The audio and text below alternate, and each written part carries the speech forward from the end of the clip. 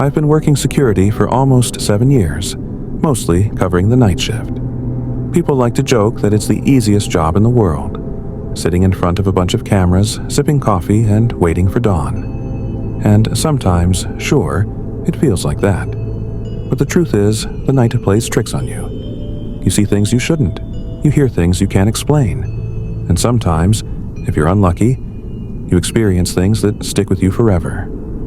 This happened about a year ago at an office complex I was assigned to. It wasn't an old building, nothing historical or haunted-looking, just a typical corporate high-rise, glass windows, sterile white walls, and too much fluorescent lighting. My shift ran from 10 p.m. to 6 a.m. My job was simple: monitor the cameras, do patrols every 2 hours, and make sure no one snuck in.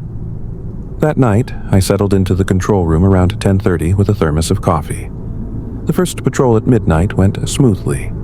The building was quiet except for the low hum of the air conditioning. I came back, sat down, and started cycling through the live camera feeds. That's when I noticed something strange. On camera 12, which covered the 14th floor hallway, I saw a man standing perfectly still. He was positioned just outside the elevators, wearing what looked like a gray hoodie with the hood pulled low. That wouldn't have been alarming if the building wasn't supposed to be completely empty after 9 p.m. I leaned forward, squinting at the grainy black and white feed. He wasn't moving at all, just standing there, like he was waiting for someone. I grabbed the phone and radioed upstairs to make sure none of the cleaning crew had stuck around. But housekeeping had clocked out hours earlier. No contractors, no late-night employees. Protocol said I had to check. So I grabbed my flashlight, strapped on my belt, and took the elevator up. The ride felt like it took forever, the humming motor groaning as the numbers ticked higher. When the doors opened, the hallway was completely empty. I swept my flashlight beam back and forth. Nothing. Not even the sound of footsteps fading away. But when I got back to the control room, my stomach dropped. On camera 12, the man in the hoodie was back. Same spot, same pose, as if he'd never moved. I thought maybe it was a glitch, some kind of recording stuck on loop. But when I leaned closer, I noticed something different. His head was tilted now. Tilted just enough that I could see the lower half of his face. He was smiling. I sat there, frozen, my coffee going cold in my hand. I checked the other feeds. Cameras 11 and 13 covered either end of the hallway. Both showed nothing. But camera 12 always showed him, standing, smiling. Around 2:15 a.m., I got the brilliant idea to record the feed on my phone. I lifted it up, focused on the monitor, and just as I hit record, the screen glitched. Static burst across the display, then cleared. The hallway was empty again. I exhaled in relief, half laughing to myself. Maybe it had just been my imagination, a weird camera artifact. I almost convinced myself it was nothing, until I noticed one detail I'd missed before. On the monitor for camera 6, the one right outside the security office, I saw a gray sleeve vanish just out of frame, like someone was standing right outside my door. I didn't move, didn't breathe. My hand hovered over the radio, but before I could press the button, the control room lights flickered. Just once, but enough to throw shadows across the walls. When they steadied, I noticed something chilling. Every single monitor, all 20 of them, showed the same hallway. Camera 12's hallway. And in the center of each screen was the man in the gray hoodie, standing closer than before. This time, his smile stretched unnaturally wide. I swear to you, I don't know what happened after that.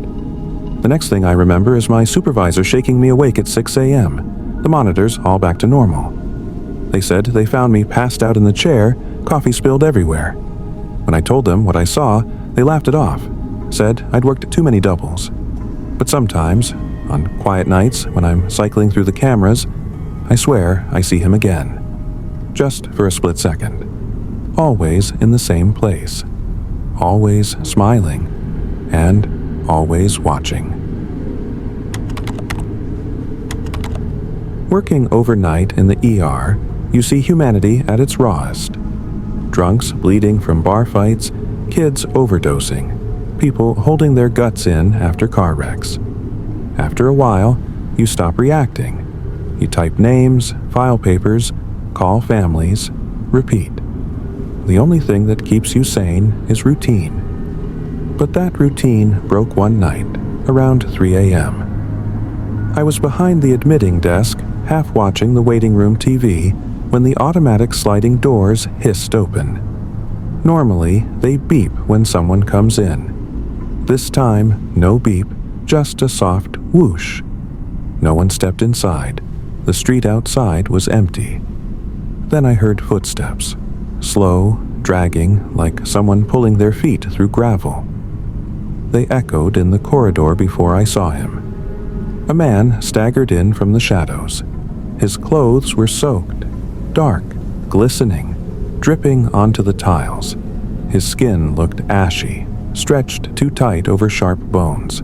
His eyes, hollow. He leaned on the counter and the smell hit me. Copper.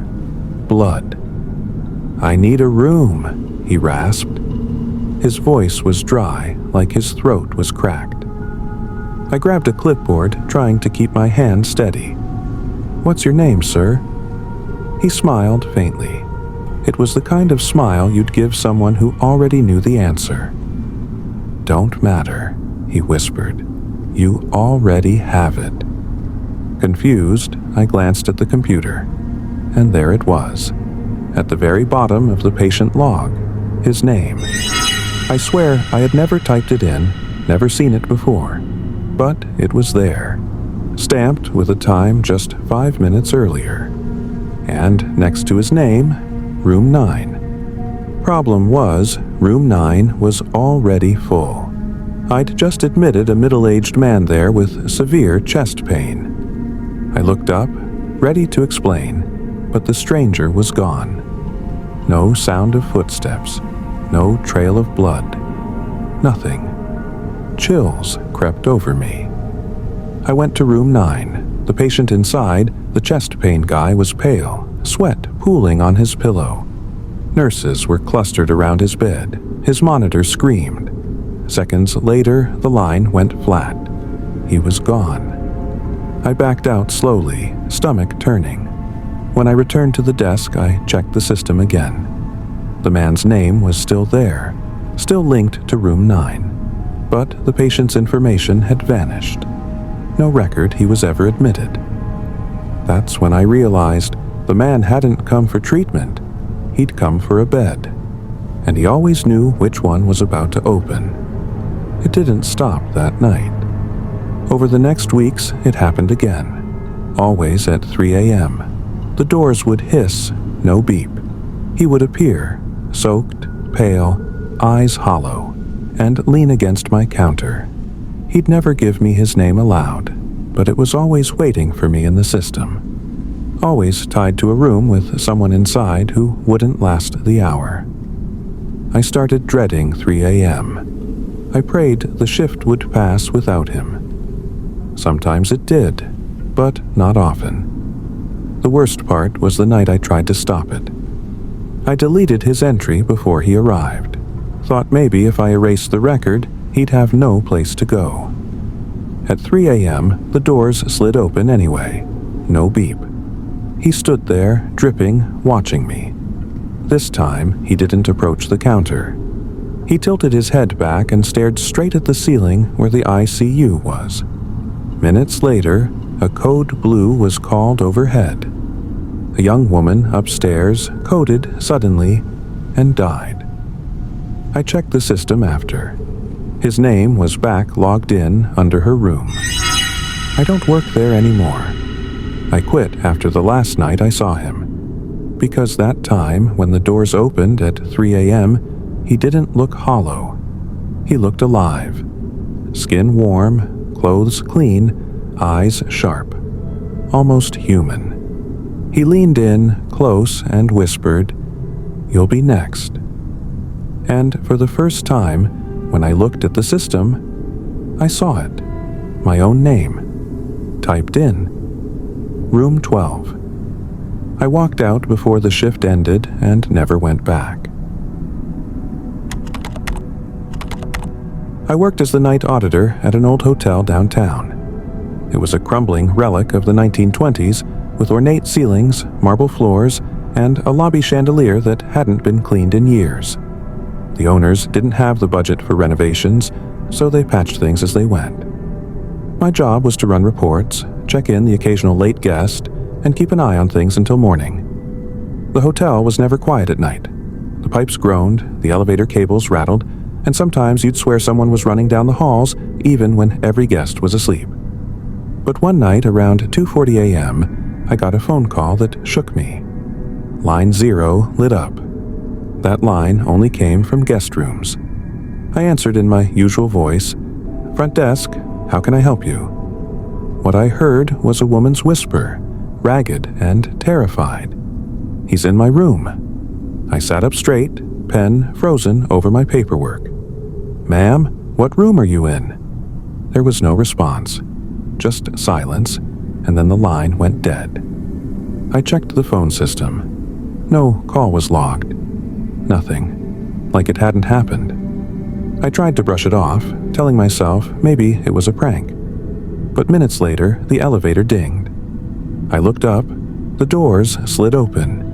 No one stepped out.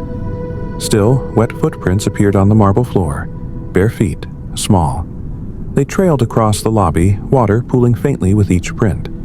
I stared, heart hammering, as they approached the front desk, then stopped, vanished.